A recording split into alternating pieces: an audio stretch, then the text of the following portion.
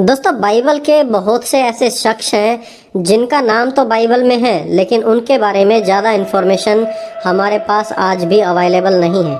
ऐसे भी कैरेक्टर्स हैं जिनके बारे में बाइबल में जिक्र तो किया गया है, लेकिन उनके बारे में कोई पर्टिकुलर एक्सप्लेनेशन हमारे पास नहीं है। जैसे कि फॉर एग्जांपल निम्रोद। उत्पत्ति 10 अध्याय में हम नूह की वंशावली पढ़ते हैं और वहीं पर बात की जाती है निम्रोद की। लिखा है, हाम के पुत्र हुए कूश, मिस्र, फूत और कनान के हुए पुत्र सबा, हबेला, सप्ता, रामा और सबूत का। कूश के वंश में निम्रोद भी पैदा हुआ। यहाँ से हम डिटेल्स पढ़नी शुरू करते हैं। निम्रोद के बारे में कुछ डिटेल्स हमें मिलती हैं। पहली बात कि कूश के वंश में निम्रोद भी पैदा हुआ। पृथ्वी पर पहला वीर निम्रोद था, अर्थात निम्रोद के बारे में लिखा गया है कि वो पृथ्वी पर पहला वीर था। वह यहोवा की दृष्टि में पराक्रमी शिकार खेलने वाला ठहरा। इससे यह कहावत चली, निम्रोद के समान यहोवा की दृष्टि में पराक्रमी शिकार खेलने वाला कोई दूसरा नहीं है। बाइबल में सिर्फ यही डिटेल्स मेंशन है निम्रोद के बारे में, और यदि हम दूसरे पदों को चेक करें, दूसरी लोकेशंस को चेक करें, तो वहाँ पर भी हमें ज़्यादा कुछ इन्फॉर्मेशन निम्रोद के बारे में नहीं मिलती है।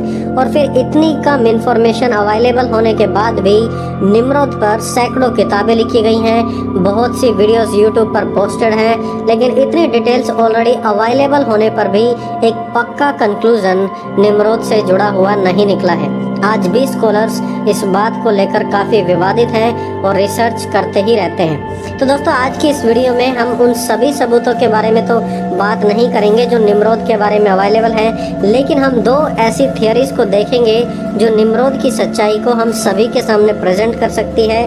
और आज की इस वीडियो में हम उन्हीं थियरीज के ऊपर दोस्तों बात करने वाले हैं। दोस्तों पहली बात हमें याद रखनी है कि निम्रोद के बारे में ज़्यादा डिटेल्स अवेलेबल नहीं है, इसलिए अधिकतर लोगों के ओपिनियन सिर्फ उनके अंदाजे के अनुसार या जो कुछ उन्हें लगता है उसके अनुसार है। लेकिन कुछ ऐसे स्कॉलर्स हैं जैसे कि जॉन वाल्टन, वो लोग जिन्होंने ज़्यादा रिसर्च इस टॉपिक पर की है, और उनके भी कुछ ओपिनियंस हैं निम्रोद के बारे में जो हम आज की इस वीडियो में समझेंगे। अब देखिए, बहुत से स्कॉलर्स निम्रोद को नराम ओइन, अमनहोतप, गिलगमेश और बहुत सारे पुराने हिस्टोरिकल फिगर्स के साथ जोड़ते हैं। उनका कहना है कि हो सकता है गिलगमेश ही निम्रोद था, या निम्रोद ही गिलगमेश था, या बाकी सारे लोग। लेकिन हम सिर्फ उन दो थ्योरीज को देख रहे हैं जो निम्रोद की सच्चाई को साबित करती हैं। देखिए, सबसे पहले हम कुछ तथ्यों को जांच लेते हैं। बाइबल में लिखा है कि निम्रोद कूश के वंश में से था।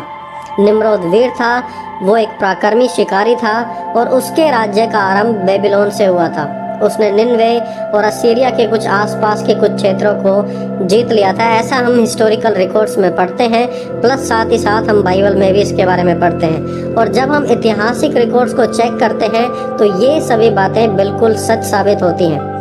अकाडियन अंपायर के समय वहाँ पर एक शासक था जिसका नाम था सार्गन ऑफ अकाड। और इंटरेस्टिंगली, जब सार्गन ऑफ अकाड और निम्रोद की लाइफ को साइड बाय साइड जब कंपेयर किया जाता है तो ऐसा लगता है कि वो दोनों सिर्फ एक ही शख्स हैं, लेकिन कुछ कारणों की वजह से इतिहास में उनका नाम बदल दिया गया हो।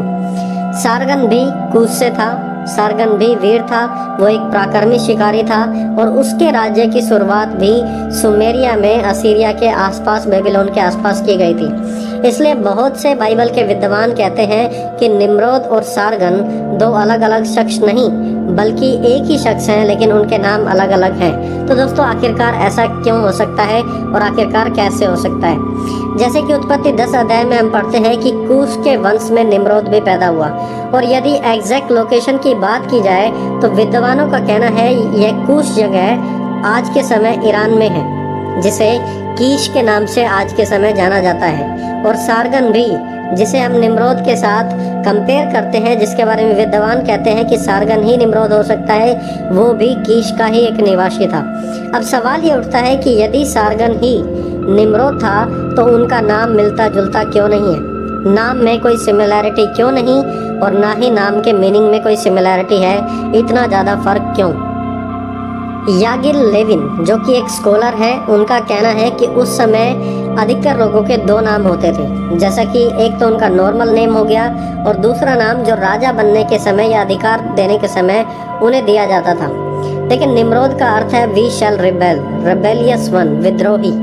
विद्रोही निम्रोद का अर्थ है। दूसरी बात निम्रोद के बारे में लिखी है कि वह एक पराक्रमी इंसान था। अब देखिए इसी वचन को जब हम ESV बाइबल में पढ़ते हैं, इंग्लिश ट्रांसलेशन में, तो बाइबल में लिखा है वहाँ पर he was the first one on earth to be a mighty man.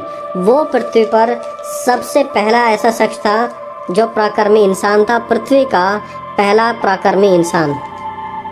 जब हम सारगन के इतिहास को पढ़ते हैं तो सारगन पूरी दुनिया में पहला वो शख्स था जिसने पृथ्वी पर सबसे पहला साम्राज्य अकाडियन एम्पायर जिसने शुरुआत की थी।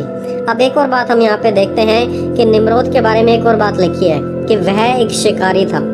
अब प्राचीन समय में क्या होता था, जो शासक होते थे, राजा होते थे, उन्हें शिकार करने का बहुत ही ज़्यादा शौक होता था। वो जितने ज़्यादा जानवर मारते थे उतना ही उन्हें शक्तिशाली समझा जाता था। और निम्रोद के लिए भी ऐसी ही बातें बताई गई हैं कि वो भी एक पावरफुल और पराक्रमी शिकारी था, ऐसा हम बाइबल में पढ़ते हैं।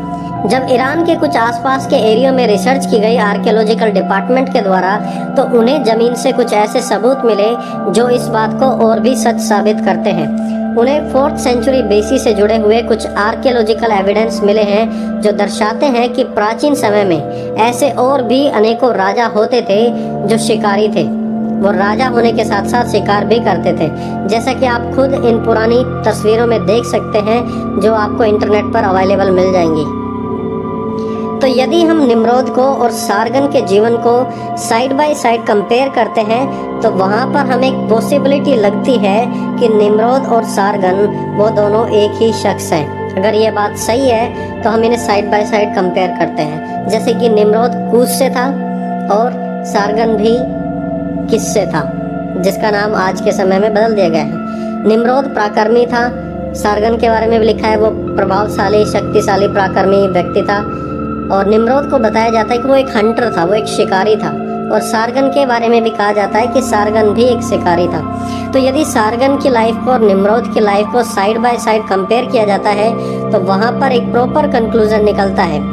स्कॉलर्स का ऐसा कहना है कि निम्रोद ही सारगन हो सकता है। और ऐसी पॉसिबिलिटी है कि जब निम्रोद को साम्राज्य दिया गया था तो उसका नाम बदलकर वहाँ पर सारगन रख दिया। तो दोस्तों आपको क्या लगता है, क्या सारगन ही निम्रोद हो सकता है? क्या यही वो राजा हो सकता है जिसने पृथ्वी पर सबसे पहला एम्पायर खड़ा किया था, जिसने अकाडियन एम्पायर की शुरुआत की थी?